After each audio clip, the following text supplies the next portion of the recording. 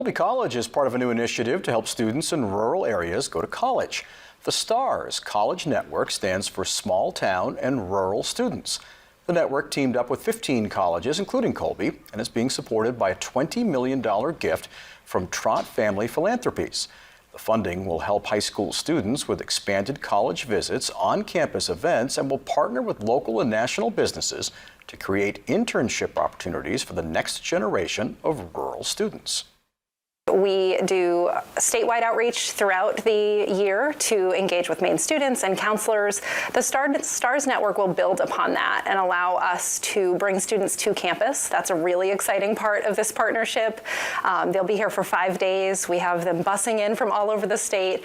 That really gives students, I think, a chance to get a sense of what college is like and get a real firsthand experience being on a college campus, engaging with professors, engaging with students, faculty, staff, and really getting to experience that in a really direct way.